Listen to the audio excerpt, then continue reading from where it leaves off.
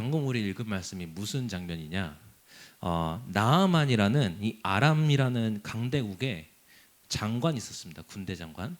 근데 이 사람이 성공한 사람이었는데 숨겨진 문제가 있었어요. 이제 문둥병이라는 문제가 있었어요. 자기가 섬기는 림몬 신에게 아무리 기도해도 안 낫는 겁니다. 근데 그때 그 집안에 종이 있었는데 이 종이 이스라엘에서 온 여종이었어요. 그러니까 이 종이 얘기하기를 우리 이스라엘에 하나님의 선지자가 있다. 엘리사라는 하나님의 선지자가 있다. 하나님의 선지자가 당신을 고칠 수 있을 것이다. 그러니까 나아만이 갔어요. 마지막 희망을 품고. 근데 딱 갔는데 자기 쉽게 말하면 여러분 미국의 국방부 장관이 우리 교회 온 거예요. 쉽게 말하면 미국 국방부 장관이 우리 교회 왔어요. 여기 담임 목사 만나러 한 거예요. 예를 들자면. 근데 엘리사가 나와보지도 않는 거예요. 나와보지도 않고는 자기 하인시켜서 가서 저기 요단강에 가서 7번 목욕하고 오라 해라. 7번 몸을 담그고 오라 해라. 그러면 나을 거라 해라. 하니까 나아만이 어이가 없는 겁니다. 아니 지금 내가 이 아람의 군대 장관이고 지금 겨우 이 선지자 하나 보러 왔는데 얼굴도 코빼기 담비셔? 환영 인사도 없어? 예시 이러고 야 요단강이 뭐 대수야? 야 우리 아람에는 더 깨끗한 더 넓은 강이 있어. 가려고 하니까 근데 그때 지혜로운 이 부하가 했어요. 지혜로운 부하 하나가 아버지요. 그러니까 되게 높이는 말이에요. 그때 당시 그 높이는 아버지요. 이 사람이 이상한 거 시켰습니까? 그냥 가서 목욕 한번 하려고 오는 거 아닙니까? 한번 해봅시다. 혹시 모르잖아요. 이랬더니 나아만이 그래 한 겁니다. 그 요단강에 들어가서 7번 몸을 담그고 나왔어요. 7번 담그고 대단해요. 진짜 아마 그 생각했을 거야. 한 번 담그는데 별 변화가 없어. 6번째 담갔을 때도 근데 거기서 멈출 수 있었는데 나아만이 또 대단한 게 믿음으로 7번째 담근 거예요. 자기 몸을. 근데 문둥병이 나온 겁니다. 그래 그 이후의 장면이에요. 그래서 나아만이 와서 이제 뭐라고 얘기합니까? 성경에 나왔죠. 이스라엘 외에는 온 천하의 신이 없는 줄 내가 아나이다. 그리고 여호와께서 살아계심을 두고 내가 맹세하겠다. 앞으로는 내가 오로지 여호와께만 하나님께만 예배하겠다. 근데 그러면서 뭐라고 합니까? 내게 이스라엘의 흙을 내가 좀 가져가겠다. 그 흙을 내 집에 깔고 거기다 여호와를 위해 제단을 쌓겠다. 이게 뭡니까? 지교회잖아요. 아람 나라의 지교회를 세우겠다. 그 아람 나라의 군대 장관이. 근데 마지막에 이제 그 부탁은 해요. 18절에 보면 자기가 군대 장관이냐 국가 행사를 참여해야 돼. 장관이니까. 근데 국가 행사가 아람은 이제 림몬이라는 신을 섬기는 나라니까 국가 행사가 림몬 신당 앞에서 절을 해야 돼. 그러니까 근데 자기가 이제 군대 장관이니까 왕을 모시고 가서 왕이 숙일 때 조금 도와줘야 된단 말이야. 그러니까 숙일 때 나도 모르게 림몬 신당 앞에 좀 고개 숙일 수밖에 없는데 그거 용서해달라. 하나님께서 이 나아만이 무슨 마음인지 아시잖아요. 그러니까 엘리사가 평안히 가라. 그런 장면입니다. 뭐냐? 이 엘리사라는 사람이 이 아람을 제대로 선교한 거예요. 이 선교를 통해서 이 완전히 이 아람이란 나라를 어떻게 했냐? 아람이라는 나라로부터 이스라엘에 오는 재앙을 막아버린 거예요. 재앙을 끊어버린 거예요. 그냥 그 전에 계속 아람이 쳐들었었거든. 자꾸 심심하면 쳐들어서 막 포로도 끌어 그랬었거든. 근데 아람이란 나라를 제대로 선교하니까 아람으로부터는 재앙이 끊겼어요. 제 포럼을 잠깐 좀 할게요. 제가 제가 한 20대 중반이었던 것 같아요. 20대 한 24살인가 5살 그때 한번 제대로 좀 고민이 되기 시작해요. 뭘 고민했냐? 그때까지는 제가 좀 일 저일 막 다 하던 있었거든요. 근데 뭔가 내게 없는 거예요. 그래서 나는 내가 앞으로 평생 뭐 하고 살 것인가가 되게 고민되는 시간이었어요. 근데 제가 되게 잘하는 게 있었는데 좀 타고난 게 있었는데 뭐냐? 좀 군과 관련된 타고난. 되게 군도 되게 좋아하고 군대 관련 되게 좋아하고 군에가 타고나고 또 약간 이제 그런 막 전투 이런 거 배울 때 되게 재밌고 또 잘했어요. 그래가지고 제가 이게 약간 아무리 봐도 이게 내 거다. 그래가지고 제가 내가 그럼 이제 평생 직업군인을 해야겠다. 그래가지고 어디를 가고 싶었냐? 저는 이제 일반 군대는 아니고 저기 이제 특수부대를 가고 싶다. 그래서 저기 UDT를 가겠다. 이 생각 다 한 거예요. 뭐 몇 분한테 물어봤어요. 몇 분을 물어보니까 가서 잘할 것 같대요. 네, 그럼 가야겠구나 했어요. 근데 제가 그때 이제 그 김은영 목사님이라고 이제 그 군선교 하시는 목사님인데 그분이 이제 공군 이제 장교 출신이시고 이제 전역하시고 이제 그 이제 군사역자로 하시는데 저를 계속 그분이 군선교 막 끌어들이려고 했었거든. 그러니까 이제 어쩌다 한번 차를 같이 얻어 타고 가는데 가는 길에 이제 제가 그 목사님께 여쭸어요. 그때만 장로님이었는데 장로님 제가 직업군인을 생각하고 있습니다. 좀 UDT를 갈까 합니다. 근데 장로님께서는 그래 잘 생각했다라고 하실 줄 알았거든. 그동안 군성 계속 끌어올려 했으니까. 근데 갑자기 장로님 이러시는 거야. 네가 UDT를 왜 가려고 하냐? 그래서 이쪽에 약간 좀 뭐 말씀드렸더니 근데 그러면서 물어보시는 거야. 너 군선교에 마음이 있냐? 그 말 듣고 제가 할 말이 없는 거야. 내가 군인이 돼야겠다 결정한 게 군선교에 마음 담아서가 아니라 나는 군인이 좀 타고난 것 같아. 그 생각을 했거든. 제가 아무 말 못하고 있으니까 장로님이 눈치채시고 뭐라고 하시냐? 영훈아, 너가 군선교에 마음도 없는데 특수부대를 간다? 그것도 UDT를 간다? 그럼 너는 아주 전문적으로 사람을 잘 죽이는 사람이 되는 거야. 듣고 보니까 저 그때 벙쪄가지고 할 말이 없었어요. 너는 사람 살리는 자가 아니라 사람을 아주 전문적으로 기술적으로 최고로 잘 죽이는 살인자가 되는 거야. 합법적으로. 그 말을 듣고 제가 뭔가 굉장히 좀 하나님이 좀 음성이 들렸어요. 거기서. 그러면서 그러시죠. 군선교에 마음이 없는 사람이 군인을 하기 때문에 전쟁이 일어나는 거야. 어떤 사람이 군인이 돼야 되냐? 너처럼 내가 UDT 가서 이 국가를 위한 엄청난 이 특수본이 되어야겠다가 아니라 군선교를 아는 사람이 군인이 돼야 돼. 그래야 전쟁이란 재앙이 멈추는 거야. 군선교를 하지 못하면 그냥 싸우는 것밖에 안 되는 거야. 거기서 제가 어떤 고민을 시작했냐? 하나님, 내 인생이 선교에 방향 맞춰 가려면 제가 무엇을 해야 될까요? 그때 그 고민, 그때 어디랑 연결됐냐? 그 고민하면서 기도할 때 RGS라는 현장과 연결된 거야. 그때부터 저는 이제 렘넌트를 교육한 자로. 또 RGS에서 어떤 소명을 받았냐? RGS에 있는데 저는 제가 평생 중직자로 살 줄 알았거든. RGS에 있는데 자꾸 이렇게 목회자의 소명 오시는 거예요. 처음에 이해가 안 됐어. 왜요? 왜 나한테? 우리 단체에 이렇게 부격자도 겁나 많은데 임사원 받은 부격자, 개척하는 부격자 훨씬 많은데 왜 나한테까지? 근데 렘넌트 선교, 렘넌트 교육 선교라는 비전을 이렇게 주시더라고요. 그래서 알겠습니다. 순종했어요. 근데 제가 목회자의 길을 가야겠구나라고 결정할 때 제일 걱정스러웠던 분이 뭐였냐면 저희 아버지였어요. 제 아버지가 제일 반대할 거 알았거든요. 아버지는 좀 목회자에 대한 좀 이렇게 좀 기준이 매우 높아요.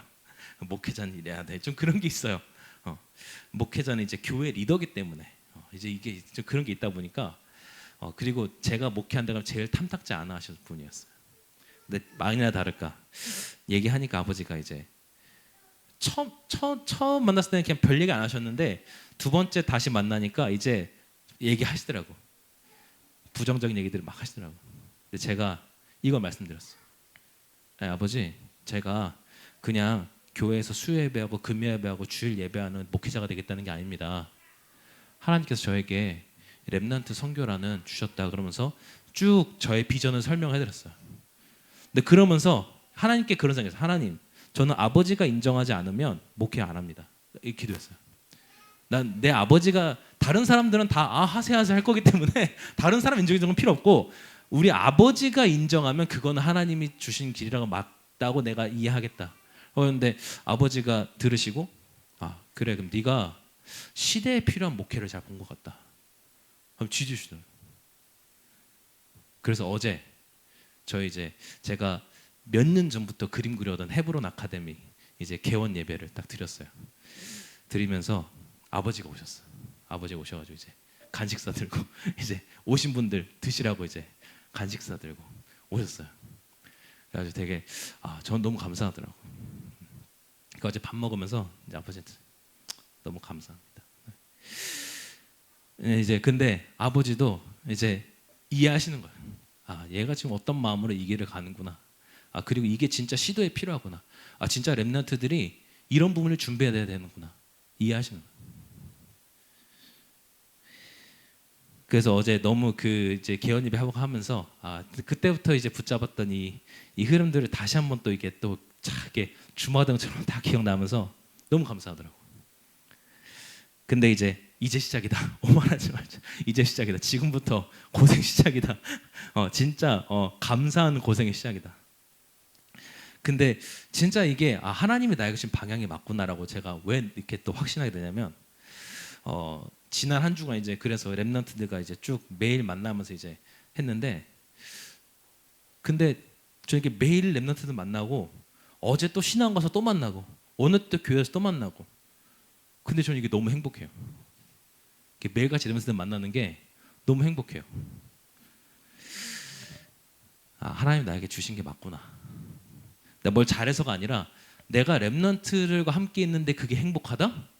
하나님 나에게 주신 게 맞구나. 그래서 오늘 우리가 오직 말씀 낼 시간인데요. 그래서 오늘 우리 열왕기 하를 봅니다. 자, 열왕기하의 제목이 오늘 이렇게 잡았어요. 열왕기하를 쭉 보면 진짜 거의 이 내용이에요. 무슨 내용이냐? 선교하는 자. 선교하는 자가 계속 재앙을 막아내요. 그런데 선교를 놓친 자가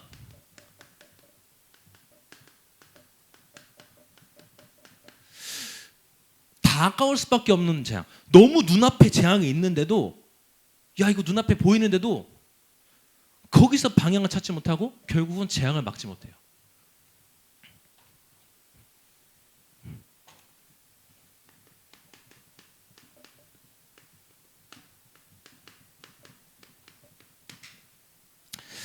자, 여러분 우리가 한번 좀 고민해볼 필요가 있는 게 이 좀 간격이 있어요. 뭐의 간격이 있냐?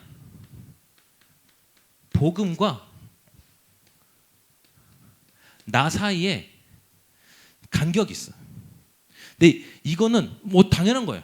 당연한 거예요. 우리가 육신 입고 있는 한 나무 복음 사이에 간격이 있을 수밖에 없어요. 그래서 이거를 어떻게 보면 좁혀나가는 게 우리 평생 과제예요. 그 바울도 고백하기를 내가 복음을 알면 알수록 내가 복음 깨달았다도 아니다. 알면 알수록 깊고 넓고 그 높이를 가늠할 수가 없다. 그래서 내가 뭘 이뤘다도 아니다. 내가 뭘 완성했다도 아니다. 오직 그리스도께 붙잡힌 바를 향하여 달려간다. 라고 바울은 고백했단 말이에요. 바울 그렇게 선교 잘한 바울도 보니 아무리 봐도 나와 복음 사이에 그 갭이 있더라. 근데 그 갭을 좁혀나가는. 그러다 보면요. 이 복음과 현장의 갭이 보이기 시작해요. 이 복음과 내가 붙잡은 복음과 현장의 갭. 내가 복음 붙잡았는데 실제 현장 가보니까 잘 안 된단 말이야. 그 갭이 분명 존재한단 말이야. 그 차이가 존재한단 말이야. 근데 거기에 답이 있어요. 그걸 알고 이 간격을 좁혀나가는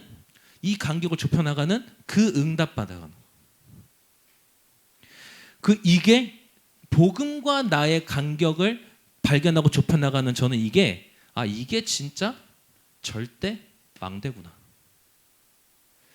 이 복음과 현장 사이에 간격이 있는데 이걸 좁혀나가는 그 길이 그 걸음이 진짜 절대 여정이구나.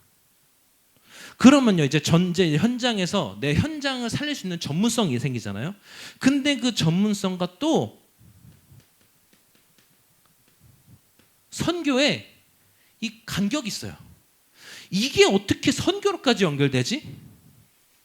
아까는 내가 어떻게 복음과 연결되지? 근데 이제는 그 복음이 어떻게 현장과 연결되지? 이제는 그 현장 통해서 내가 어떻게 선교를 하지? 그 간격. 이 간격을 발견하고 우리가 좁혀나가는, 말씀 따라 좁혀나가는, 그게 절대 이정표구나. 그걸 보고 따라가는 게 이정표구나. 그러면 이게 되면 당연히 나와 선교의 간격도 좁아지는. 이게 안 되면 계속 선교? 나랑 뭔 상관이 있지? 이렇게밖에 안 돼요. 근데요, 이 나와 선교의 이 관계를 발견한 사람이 재앙 막는 거예요. 자, 어떤 사람이 막았냐? 자,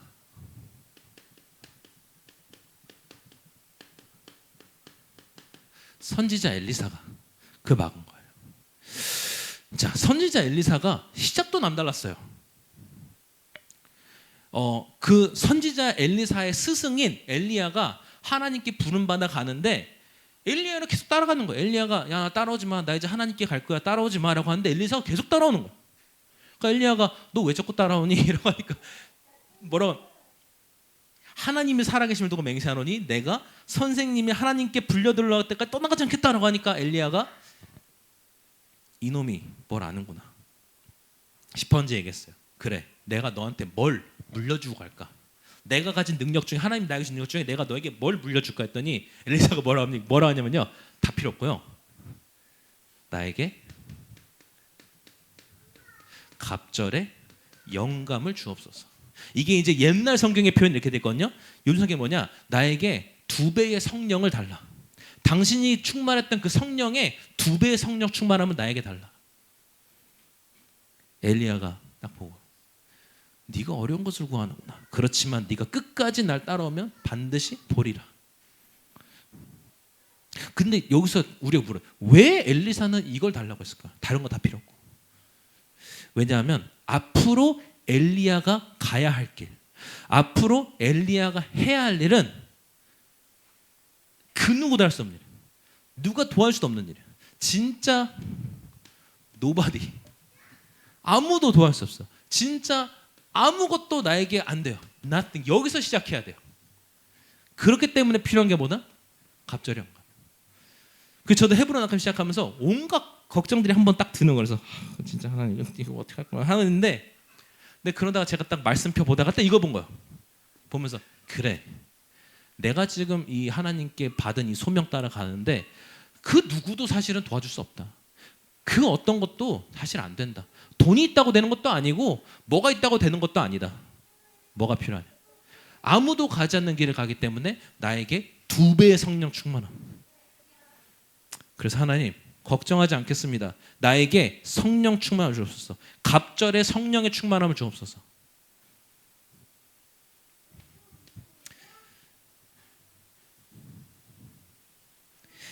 그 이 엘리사가 뭘 하냐? 도단이라는 곳에 성을 쌓습니다. 성을 쌓고 여기서 선지자 생도들을 키우기 시작해요. 지금으로 치면 이제 목사님이 될 후보들을 여기서 훈련시키는 거예요.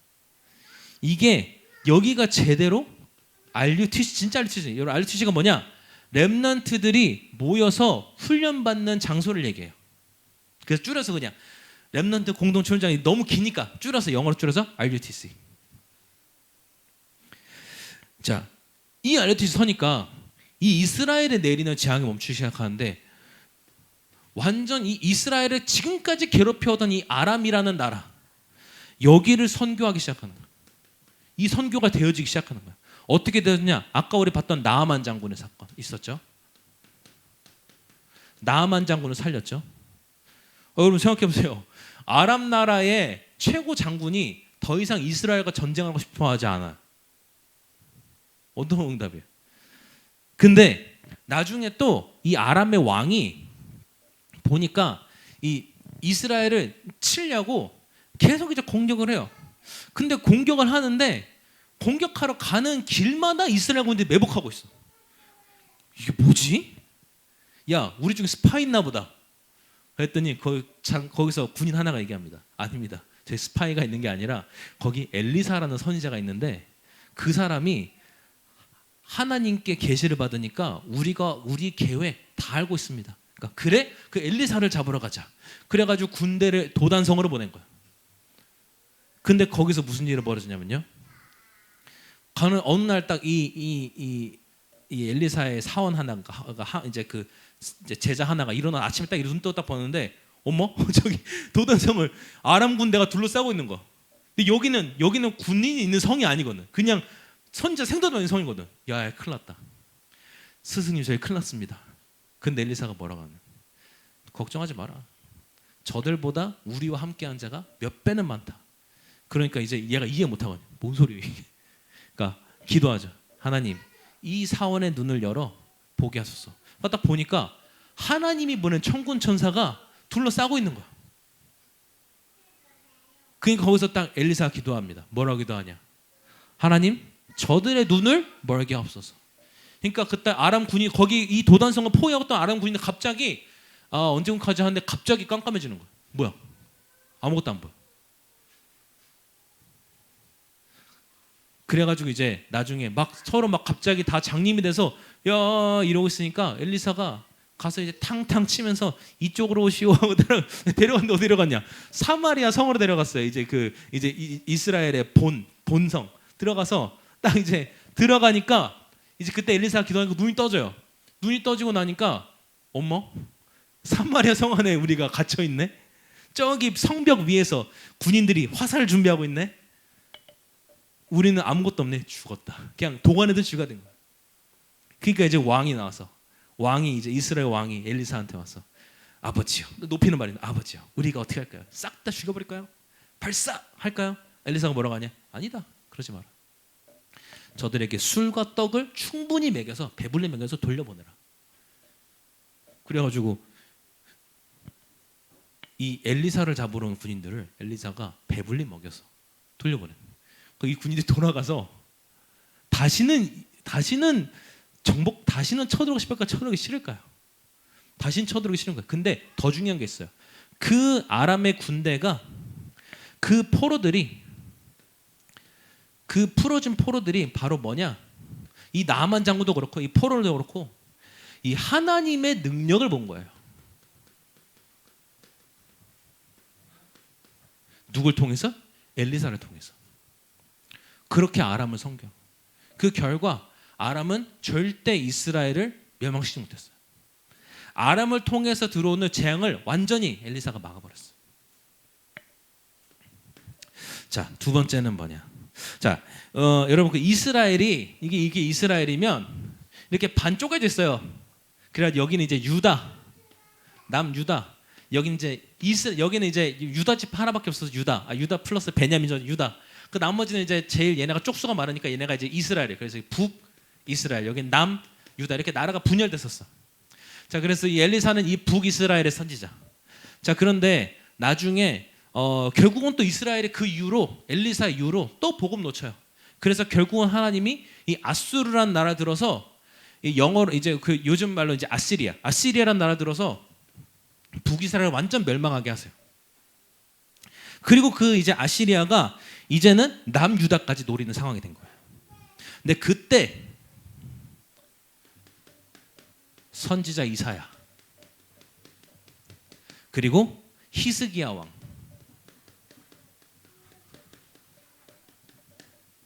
이 두 사람이 이 재앙을 막은 거예요. 어떻게 막았냐? 먼저 이 히스기야 왕의 아버지가 아하스 왕이에요. 이 아하스 왕 때 이스라엘이 멸망해 버린 거예요. 이때 이스라엘이 완전 망해 버린 거예요. 자, 그래서 하나님께서 선지자 이사야를 보내가지고 계속 경고한 겁니다. 이 아하스한테 경고했는데 아하스 왕이 듣지 않았어요. 듣지 않고 오히려 적극적으로 아수르를 따르는 거예요. 어느 정도로 따랐냐? 아수르에 자기가 직접 경배하러 가가지고 그 아수르의 신전, 우상 신전을 보고 그거를 그려서 와가지고 예루살렘의 성전의 제사장한테 야 요렇게 만들어 할 정도 정신 나간 짓을 하고 있는 거야. 그때 하나님께서 계속 이제 이 이사야를 통해서 말씀을 주시는데 아하스가 듣지 않아요. 심지어 이때 어떤 말씀인지 그 여러분 우리가 붙잡는 그 말씀 가장 중요한 말씀. 처녀가 잉태하리라니 그 이름은 임마누엘이라. 그때 아하스 왕 되신 거예요. 아하스 왕이 그대로 그래도 못 깨달아요.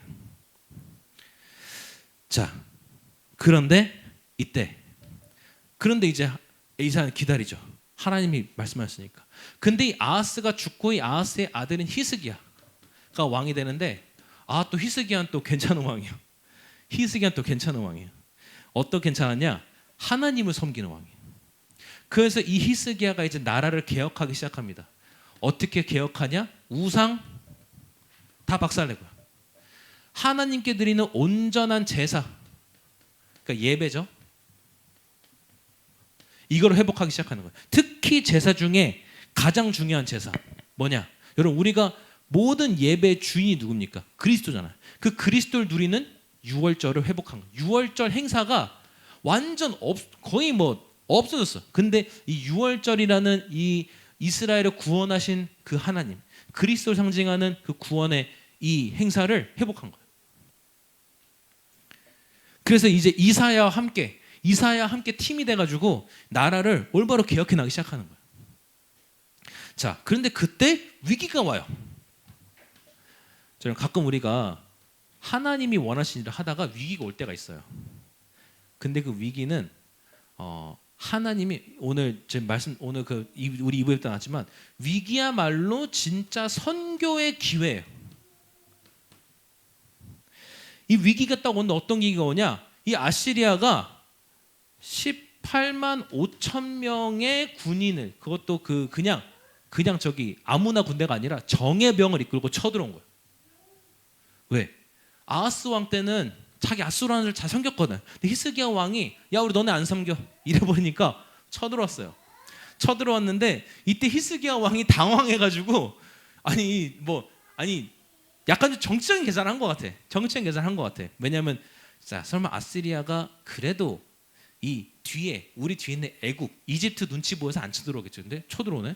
시끄럽다. 그래가지고 바로 이집트한테 야 너네 정신 차려야 돼. 아수르가 우리 먹으면 다음은 너네야. 이러니까 이집트가 그렇지. 이집트가 도와주러 온 거야. 됐다. 어머 이집트가 깨져버리네. 이집트 군대가 박살난 거야. 그리고 이제 다시 온 거야. 돌겠다 그래가지고 그때는 야 안 돼. 야 뭐 재물을 바쳐. 성전에 있는 은 다 떼가지고 갖다 바친 거야. 바쳤는데 그래 이제 돈 받았으니까 돌아갈게 할 줄 알았는데 받아도 안 돌아가겠다는 거야.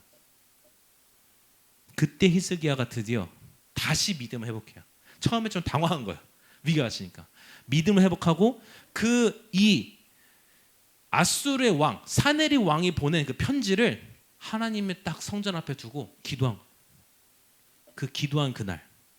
기도한 그날 하나님 누구 보내시냐?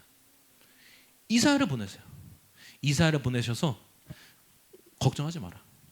내가 오늘 너의 기도를 듣고 근데 하나님께서 재밌는 말이 너의 조상 다윗을 위해서 내가 오늘 저 아수르 군대를 치겠다. 이사야를 통해서 말씀하신 거예요. 그리고는 자고 일어났더니 갑자기 아침에 일어났는데 이 18만 5천 명이 싹 다 갑자기 죽어 있는 거예요. 그 역사학자들도 좀 고민이 되는 부분이 이 부분이에요. 어느 순간 갑자기 이 강력한 아시리아 제국에 정예군이 한 번에 몰살된 사건이 기록은 돼 있는데 왜 죽었는지는 파악을 못하고 있어. 성경만 말하고 있어. 뭐라고 말하고 있냐? 주의 사자가 그날 밤 아수르 18만 5천을 침해. 하나님이 하나님의 사자 천사를 보내서 18만 5천 한 번에. 왜요? 어떻게? 하나님이 인간의 생사하고 주관하시는 분이잖아요. 인간에게 목숨을 주시는 분도 하나님이요, 인간의 목숨을 뺏는 분도 하나님이요. 걷어가신 거예요. 누구만 살아남았냐? 그게 중요해요. 누구만 살아남았냐? 사네립 왕만 살아남았어요. 사네립이 이제 그 이름이에요. 아수르 왕이 왕만 아침에 할 때 다 죽은 거. 얼른 도망갔어. 겁먹고 도망갔는데 또 이 사람이 여러분 그 보통 이런 막 남들 쳐들어간 나라는 그 왕이 군대를 잃잖아요. 그러면 그대로 끝이요. 정치 인생 끝이요. 그러니까 사내립이 도망가서 이제 자기 땅으로 도망갔는데 바로 이것도 웃겨요. 그 사내립 왕의 아들들이 야 우리 아버지 함몰 갔다. 이제 우리가 하자. 아들이 아버지 죽인. 그렇게 아들들 비참한 죽음 맞아요. 사내립은. 그러면서 뭐냐?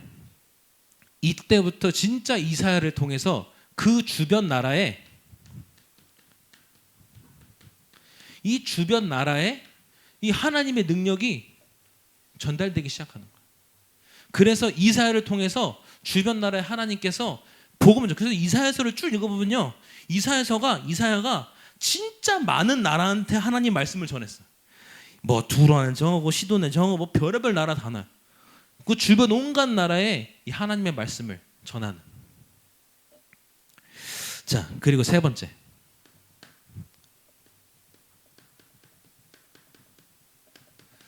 잘 낯선 이름들이 많이 나오죠. 자, 요시야 왕, 남유다의 왕이에요. 이 요시야 왕과 대제사장 힐기야. 이름이 좀 특이하죠? 이스라엘 사람들이라 그래요. 이스라엘 이름이라 그래요. 한국 이름이 아니고. 그리고 이 열왕기하에서는 아직 이름이 나오진 않지만 선지자 예레미야. 이 세 사람이 어떤 재앙을 막았냐? 미래의 재앙을 막아요. 자, 일단 요시야 왕은 8살에 왕이 됐어요. 어떻게 8살에 왕이 됐냐? 아버지가 이제 암살당했어. 아버지 왕이 암살당했어. 그래가지고 아직 어린데 8살인데 왕이 됐어요. 근데 하나님께서 그래도 다행인데 이 요시야를 진짜 렘넌트로 키우신 거예요. 그 8살 때부터 제사장들한테 선지자들한테 말씀 훈련 받아가면서 큰 거예요. 그래가지고 하나님을 섬기는 왕이 됐어요. 근데 딱 이 사람이 이때 무슨 일이 벌어지냐? 옛날에 그 요시야 왕의 그 아빠 할아버지가 우상을 섬기면서 없애버렸던 율법책, 이거를 발견한 거예요. 하나님의 말씀이 적힌 율법책을 발견한 거예요. 어떻게 찾아냈어? 그래가지고 바로 이 힐기야를 시켜서 율법을 다시 정리해라. 그래가지고 이 율법책을 막 부분 막 정신없는 날 다시 모아가지고 제대로 또 이제 편찬해낸 거야. 그러면서 이 율법을 백성들에게 가르쳐라. 그러면서 뭘 하냐면요, 이 율법 학교를 세워요. 이 부분은 성경에는 안 나오는데 그 역사 기록에는 돼 있어요. 그래서 역사학자들이, 성경학자들이 얘기하는데 율법 학교를 세워요. 그 여기다가 누구 보내냐? 이제 이스라엘의 남유다의 엘리트들을 여기 보내기 시작하는 거예요. 그 엘리트들에게 하나님의 말씀을. 이게 또 뭐예요? 도담선처럼 진짜 렘넌트들 키우는 RUTC를 세운 거예요. 근데 물론 이 요시야 왕도 나중에 물론 자기 교만 때문에 죽긴 하고 하지만, 근데 여기서 훈련받은 렘넌트들이 나중에 남유다가 망해서 바벨론으로 끌려갈 때, 그때 바벨론을 살리는 자들, 그 누구냐? 율법학교 출신이 누구냐? 다니엘. 그리고 다니엘의 같은 동기 친구들, 하나냐, 미사엘, 그리고 또 아사랴, 이 네 사람이 바벨론 제국에서 완전 살려버린 거예요. 이 세 사람은 사실은 자기 원래 이름보다 바벨론에 가서 바뀐 이름은 더 많이 알려 있어요. 사드락, 메삭, 아벳느고가 이 세 사람이에요. 나중에 가서 이제 새로 바뀐 이름인데, 이 네 사람이 여기서 아직 오지 않은 미래에 반드시 올, 하나님께서 미래에 주겠다고 한 재앙이거든요. 그 미래에 올 재앙을 막아낸 거예요. 그 이 사람들 때문에 바벨론이 유대인들을 핍박하지 못해요. 이 사람들 때문에 바벨론 제국이 유다를 완전히 멸망시키지 못해요. 나중에 어느 정도냐? 그 바벨론의 왕이 포로로 잡아갔던 유다의 왕을 자기 옆에 앉혀서 같이 식사하고, 나중에 이 사람들 통해서 다시 유다가 회복되는 그 밑거름이 된 거예요. 자, 그 하나님이 약속하신 대로 70년 뒤에, 포로로 끌려고 70년 뒤에 다시 이스라엘은 회복됩니다. 유다는 회복됩니다. 자, 오늘 우리 말씀드린, 그럼 우리가 어떤 결론을 잡고 가야 되냐? 쭉 이제 역사 이야기를 쭉 들은 건데, 이 열왕기하에 기록된 이 선교 역사를 쭉 받은 건데, 자, 여러분들이 근데 어떤 언약을 붙잡고 가야 되냐? 역사를 붙잡고 가기보다 분명 언약을 붙잡고 가야 되잖아요. 자,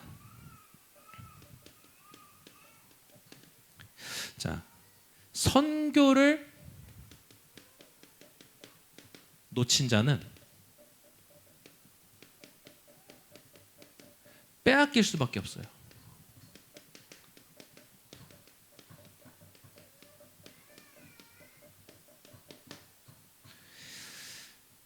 오늘 우리 렘넌트들이 이거 붙잡고 가야 돼요.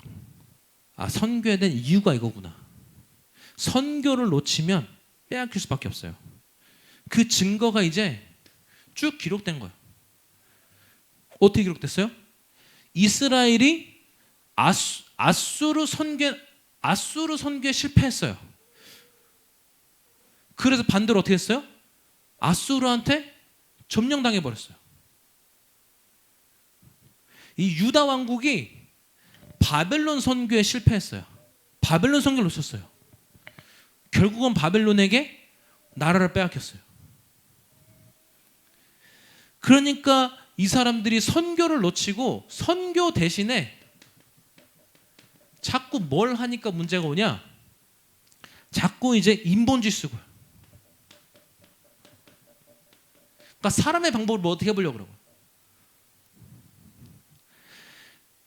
그러면서 하나님이 가장 원하시는 것, 이거는 잊고 살고, 하나님이 가장 원하시는 것은 놓치고 하나님을 신뢰하지 않고 자꾸 인간의 방법으로 뭘 하는 거예요.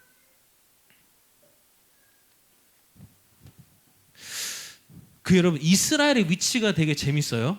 이게 이스라엘 지도를 보면 이렇게 이제 이게 땅이고 여기가 이제 이스라엘인데, 여기가 이제 지중해예요. 지중해가 어디지 모르면 책에서 찾아보세요. 자, 여기가 딱 이스라엘이에요. 근데 요 위가 이제 메소포타미아 강국들, 아수르, 바벨론 이런 여기 메소포타미아 강국들. 요 아래가 어디냐? 이집트요. 근데 항상 역사상 메소포타미아들은 이집트를 점령하고 싶어 했고, 이집트는 메소포타미아 지역을 점령하고 싶어 했어요. 딱 이스라엘이 어디 있어요? 그 사원에 껴있죠. 그리고 심지어 이스라엘은 여기 그냥 바다에 붙어 있는데 여기에 또 수많은 또 이 나라들이 있었어. 이 나라는 어떻게 하고 싶냐? 여러분, 그 바다가 있어야 무역이 성장해요. 그 몽골 같은 나라가 무역이 안 되는 게 바다가 없어. 그러니까 무역이 안 돼. 그러니까 무역하려면 바다를 가야 돼. 근데 얘네가 무역을 하고 싶은데 바다를 갔네. 바다를 가려면 어떻게 해야 돼요? 이스라엘을 지나가야 돼. 이게 다른 말로 하면 뭐냐? 이스라엘은 이게 완전 중간에 껴있네? 반대로 보면요, 여기가 선교 센터구나. 이집트 선교, 메소포타미아 선교, 내륙지방 선교 센터인 거야. 그러니까 이 사람들이 원하면 일로 와야 돼요. 그럼 와라 하고 여기서 선교해야 돼. 근데 이스라엘이 그걸 놓쳤잖아. 놓치고 뭘 하냐? 야, 너네 이방인들 오지 마. 야, 이 더러운 것들 오지 마. 우리만 하나님 백성이야.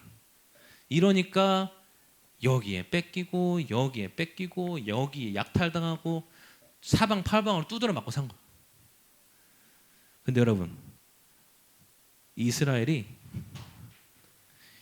우리예요. 하나님 자녀들이에요. 지금 무슨 말이냐? 우리를 둘러싸고 있는 수많은 것들이 있어요. 예를 들어 부족한 가정 환경도 있을 것이고, 또 굉장히 눌리고 사는 나의 현장 학교도 있을 것이고, 또 인간관계, 또 경제 문제, 온갖 것들이 나를 둘러싸고 있을 거예요.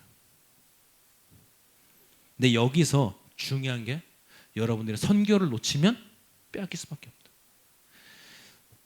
이런 것들 둘러싸고 있는데 이게 여러분 선교의 관점으로 뒤집어서 보면요, 가정 내가 살려야 될 선교죠.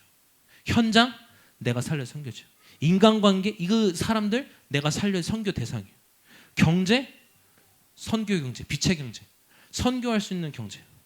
근데 이거를 뒤집지 못하면, 이거를 전환시키지 못하면 경제 때문에 맨날 돈 하면 살아야 되고요. 인간관계 때문에 맨날 눈치 보면 살아야 되고요. 현장 때문에 무능하게 살아야 되고요. 가정 때문에 불행하게 살아야 돼요. 이거를 뒤집는 여러분들이 렘넌트들이 오늘 딱 11개의 말씀을 통해서 이거 붙잡았으면 좋겠어요. 진짜 이스라엘의 이 위치가 우리의 삶의 현재 위치예요. 여기서 우리가 올바로 선교를 깨닫지 않으면 나를 렘넌트 선교사로 부르셨구나, 이걸 깨닫지 않으면 여기 우리가 완전 눌려버릴 수밖에 없어요. 근데 나를 렘넌트 선교사로 부르셨구나, 그럼 나의 가정, 현장, 또 친구들 관계, 또 경제, 이 모든 것 선교의 관점으로 바꿔서 보세요. 그럼 그 안에 진짜 여러분들은 세상 사람이 할 수 없는, 세상이 감히 도전할 수 없는 일을 하는 그 비밀이, 그 능력이 그 안에 있어요. 그래서 오늘 서론, 사실 여러분 서론 다 까먹어야 돼요. 뒤에 말 다 까먹어야 돼. 서론은 딱 이거 붙잡고 왔어요. 딱 이거 붙잡고 왔어요. 복음과 나의 간격, 복음과 현장의 간격, 현장과 선교의 간격, 그러면서 나와 선교의 간격. 이거를 이 속에서 여러분들이 응답받아 가다 보면 당연히 경제 얻게 되고, 인간관계 얻게 되고, 현장 살리게 되고, 가정 나 때문에 살아나요. 그런 렘넌트 선교사가 되기를 바랍니다. 기도하겠습니다. 하나님 감사합니다. 정말 오늘 우리 렘넌트들이 이 자리에 모인 우리 청소년들이 정말 렘넌트 선교사로 서게 하옵소서. 또한 이 렘넌트를 놓고 함께 예배하며 기도하는 중직자분들과 또 우리 청년, 우리 선생님들에게 하나님께서 정말 성령의 충만함을 주시고, 정말 렘넌트 선교사의 모델로, 정말 그 선배로서 정말 이들에게 완벽한, 정말 가장 완전한 증거를 남길 수 있게 하옵소서. 예수 그리스도 이름으로 기도합니다. 아멘.